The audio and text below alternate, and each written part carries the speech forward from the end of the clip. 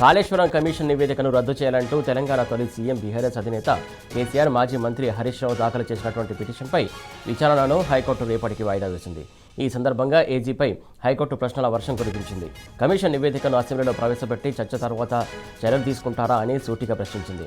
ప్రభుత్వ నిర్ణయం చెప్పేందుకు సమయం కావాలని ఏజీ చెప్పడంతో విచారణను హైకోర్టు రేపటికి వాయిదా వేసింది. అంతకుముందు జస్టిస్ పీసీ ఘోష్ కమిషన్ నివేదికను రద్దు చేయాలని వేసినటువంటి పిటిషన్లపై కేసీఆర్ తరపున సుప్రీంకోర్టు న్యాయవాది ఆర్యామా సుందరం సుదీర్ఘంగా వాదనలు వినిపించారు. జస్టిస్ పీసీ ఘోష్ కమిషన్ నిబంధనలు పాటించలేదని సుందరం హైకోర్టుకు నివేదించారు. నోటీసులు సరైన విధానంలో ఇవ్వలేదని వాదించారు. అదిగాక ఆ నివేదికను కేసీఆర్ హరీష్ రావుకు ఇవ్వలేదన్న సుందరం పీసీ ఘోష్ కమిషన్ నివేదికనే కాంగ్రెస్ ప్రభుత్వం పవర్ పాయింట్ ప్రెజెంటేషన్ ఇచ్చిందన్నారు. అది కూడా రాజకీయంగా బీఆర్ఎస్ పార్టీకి నష్టం చేకూర్చేలా నివేదిక రూపొందించారని ఆరోపించారు. ఎలాంటి ఆధారాలు లేకుండా ఇచ్చినటువంటి జస్టిస్ ఘోష్ కమిషన్ నివేదికను రద్దు చేయాలని హైకోర్టును కోరారు. బీఆర్ఎస్ పార్టీని అప్రతిష్ట పాలు చేయాలని రాజకీయ వ్యూహంతోనే కమిషన్ నియామకం జరిగిందన్న సుందరం నిబంధనలకు విరుద్ధంగా కమిషన్ నివేదిక రూపొందించిందని నివేదించారు. దురదృష్టవశాత్తు వివిధ కారణాలతో మేడిగడ్డ బ్యారేజీ ఒక పిల్లర్ కుంగిందే కానీ కుంగిపోవడానికి డిజైనింగ్ కానీ ఇంజనీరింగ్తో ఎలాంటి సంబంధం లేదన్నారు. నివేదిక కాపీలను తమకు అందజేయకుండా మీడియాకు ఇవ్వడంలోనే దురుద్దేశం దాగి ఉందన్న సుందరం ప్రజల్లో తమ పరువును అప్రతిష్టపాలు చేయాలనే చూస్తున్నారని ఆరోపించారు. దీనికి సంబంధించి పూర్తి అప్డేట్స్ మా క్రైమ్ బ్యూరో చీఫ్ భాస్కర్ అందిస్తారు. భాస్కర్, చెప్పండి. కాళేశ్వరం కమిషన్ నివేదికపై తీర్పు రేపటికి వాయిదా పడింది. విచారణ ఇంకా కొనసాగుతూ ఉంది కాబట్టి కొన్ని అంశాలపైన విచారణ కొనసాగేటువంటి క్రమంలో రేపటి వరకు సమయం కోరారు ఏజీ. రేపటికి వాయిదా వేస్తూ అత్యున్నత న్యాయస్థానం ఆదేశాలు జారీ చేసింది. ఇవాళ టీఆర్ఎస్ అధినేత కేసీఆర్ తో పాటు సిద్దిపేట ఎమ్మెల్యే హరీష్ రావు దాఖలు చేసినటువంటి రెండు పిటిషన్లపై హైకోర్టులో వాదనలు కొనసాగాయి. జస్టిస్ పీసీ ఘోష్ కమిషన్ నివేదికను రద్దు చేయాలని రెండు వేరువేరు పిటిషన్లు దాఖలు చేసిన నేపథ్యంలో కేసీఆర్ తరఫున వాదనలు వినిపించారు సుప్రీంకోర్టు న్యాయవాది ఆర్యామా సుందరం.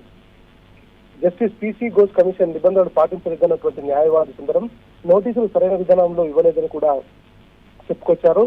నివేదికను కేసీఆర్ హరీష్ రావు కూడా అందించలేదన్నటువంటి న్యాయవాది పీసీ ఘోష్ కమిషన్ నివేదికను ప్రభుత్వం పవర్ పాయింట్ ప్రెజెంటేషన్ ఇచ్చిందని కూడా చెప్పుకొచ్చారు. రాజకీయంగా నష్టం చేకూర్చేలా నివేదికను రూపొందించారన్న సుందరం జస్టిస్ ఘోష్ కమిషన్ ఇచ్చిన నివేదికను రద్దు చేయమంటూ పిటిషన్ లో పేర్కొన్నటువంటి అంశాలను ఈ సందర్భంగా టీజే బెంచ్కి చెప్పడం జరిగింది. ఎలాంటి ఆధారాలు లేకుండా బీఆర్ఎస్ పార్టీని అప్రతిష్ట పాలు చేయాలనేటువంటి రాజకీయ వ్యూహంలో భాగంగానే కమిషన్ నియామకం జరిగిందని, నిబంధనలకు విరుద్ధంగా కమిషన్ నివేదిక రూపొందించిందని, దురదృష్టవశాత్తు వివిధ కారణాలతో మేడిగడ్డ బ్యారేజ్ ఒక పిల్లర్ కుంగింది. వర్షాకాలంలో అకాల వర్షాల కారణంగా అది కుంగిపోవడానికి డిజైనింగ్ కి కానీ ఇంజనీరింగ్ తో కానీ ఎలాంటి సంబంధం లేదని చెప్పుకొచ్చింది. ఇకపోతే నివేదిక కాపీలను తమకు అందజేయకుండా మీడియాకు అందజేయడంలో స్పష్టంగా ఈ ప్రభుత్వం ఉన్నటువంటి దురుద్దేశం అర్థమైందనేటువంటి చెప్పుకొచ్చినటువంటి సుందరం సాధారణ ప్రజల్లో తమ పరువును అప్రతిష్ట పాలు చేయాలని చూస్తున్నారని చెప్పుకొచ్చినటువంటి సందర్భం మొత్తం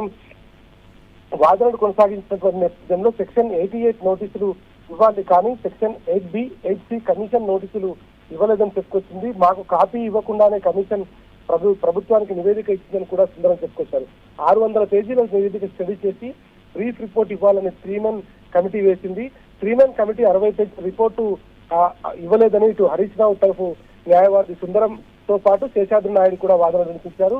ఆ మొత్తం వాదనలు కొనసాగేటువంటి క్రమంలో గతంలో కిరణ్ బేడి ఐకే అద్వానికి కేసులో కమిషన్ నోటీసులు ఇచ్చింది. సెక్షన్ 8B కింద కమిషన్ నోటీసులు ఇచ్చి వివరణ తీసుకున్నారు. కానీ ఇక్కడ ఎలాంటి నోటీసులు ఇవ్వకుండానే ప్రభుత్వానికి నివేదిక ఇచ్చిందని చెప్పుకొచ్చారు. 60 పేజీల రిపోర్టు పబ్లిక్ డొమైన్ లో పెట్టలేదని చెప్పినటువంటి అడ్వకేట్ జనరల్ వాదనలతో సుందరం వాదనలు కొనసాగించారు. కమిషన్ నివేదికపై ముఖ్యమంత్రి సహా మంత్రులు మీడియా సమావేశాలు ఏర్పాటు చేయడం, 5వ తారీఖున రిపోర్టుపై పవర్ పాయింట్ ప్రెజెంటేషన్ ఇవ్వడం, అన్ని మీడియాల్లో కమిషన్ రిపోర్ట్ ను డిస్ప్లే చేయడంతో పాటు కోర్టుకు సమర్పించిన పిటిషన్ లోని ఫోటో కాపీ కూడా సరిగ్గా లేదనేటువంటి హైకోర్టు ప్రశ్నించిన సందర్భంలో ఇటు ఏజీ సుదర్శన్ రెడ్డి కూడా వాదనలు వినిపించారు. అయితే దీంట్లో భాగంగా ఏజీకి 3 ప్రశ్నలు హైకోర్టు అడగడం జరిగింది. నివేదిక కాపీని పబ్లిక్ డొమైన్ లో పెట్టారా, పిటిషనర్లకు 8B కింద నోటీసులు ఇచ్చారా లేదా, కమిషన్ నివేదిక ప్రస్తుతం ఎట్లాంటి పరిస్థితుల్లో ఉంది అనేటువంటి కూడా అడగడం జరిగింది. పిటిషన్లపై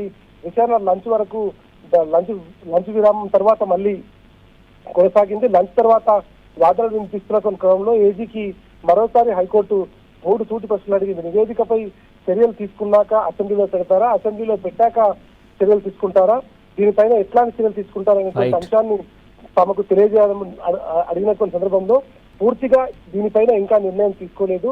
ఇది చాలా ముఖ్యమైన ప్రశ్న, మీరు దీనికి సమాధానం చెప్పాలని హైకోర్టు అడిగిన సందర్భంలో దీనిపై ఇంకా నిర్ణయం తీసుకోలేదు, రేపు సమాధానం చెప్తామని ఏదీ చెప్పడంతో రేపటికి వాయిదా వేయడం జరిగింది. రేపు ప్రభుత్వంతో చర్చించిన తర్వాత అసెంబ్లీకి సంబంధించినటువంటి అంశంలో డిస్కస్ చేస్తారా లేదా అనేటువంటి అంశంపై క్లారిటీ వచ్చిన తర్వాత రేపు తదుపరి వాదనలు కొనసాగుతాయి. వాదనల అనంతరం దీనిపైన కోర్టు ఎటువంటి ఉత్తర్వులు ఇస్తుందో వేచి చూడాల్సిన అవసరం కనిపిస్తోంది. Suresh, thank you Bhaskar.